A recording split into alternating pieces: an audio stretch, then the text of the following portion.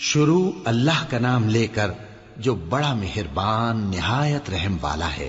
جو کھڑے اور بیٹھے اور لیٹے ہر حال میں اللہ کو یاد کرتے اور آسمان اور زمین کی پیدائش میں غور کرتے اور کہتے ہیں کہ اے پروردگار تو نے اس کائنات کو بے فائدہ نہیں پیدا کیا، تو پاک ہے، تو قیامت کے دن ہمیں دوزخ کے عذاب سے بچائیو۔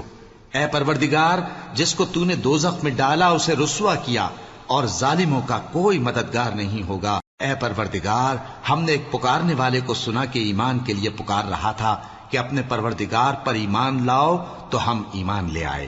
سو اے پروردگار ہمارے گناہ معاف فرما اور ہماری برائیوں کو ہم سے دور کر دے اور ہم کو دنیا سے نیک بندوں کے ساتھ اٹھائیو۔ اے پروردگار تو نے جن جن چیزوں کے ہم سے اپنے پیغمبروں کے واسطے سے وعدے کیے ہیں وہ ہمیں عطا فرما اور قیامت کے دن ہمیں رسوا نہ کیجیو۔ کچھ شک نہیں کہ تو خلاف وعدہ نہیں کرے گا۔ تو ان کے پروردگار نے ان کی دعا قبول کر لی اور فرمایا کہ میں کسی عمل کرنے والے کے عمل کو مرد ہو یا عورت ضائع نہیں کرتا۔ تم ایک دوسرے کے ہم جنس ہو، تو جو لوگ میرے لیے وطن چھوڑ گئے اور اپنے گھروں سے نکالے گئے اور ستائے گئے اور لڑے اور قتل کیے گئے، میں ان کے گناہ دور کر دوں گا اور ان کو بہشتوں میں داخل کروں گا جن کے نیچے نہریں بہ رہی ہیں۔ یہ اللہ کے ہاں سے بدلہ ہے اور اللہ کے ہاں اچھا بدلہ ہے۔ اے پیغمبر کافروں کا شہروں میں ٹھاٹ سے گھومنا تمہیں دھوکہ نہ دے، یہ دنیا کا تھوڑا سا فائدہ ہے، پھر آخرت میں تو ان کا ٹھکانہ دوزخ ہے اور وہ بری جگہ ہے۔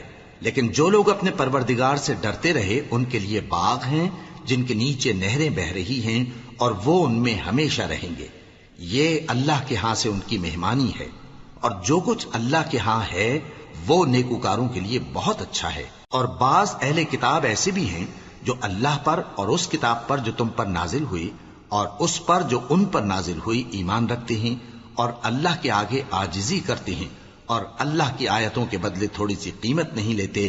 یہی لوگ ہیں جن کا صلہ ان کے پروردگار کے ہاں تیار ہے، اور اللہ جلد حساب لینے والا ہے۔ اے اہل ایمان کفار کے مقابلے میں ثابت قدم رہو اور استقامت رکھو اور مورچوں پر جمے رہو اور اللہ سے ڈرو تاکہ مراد حاصل کرو۔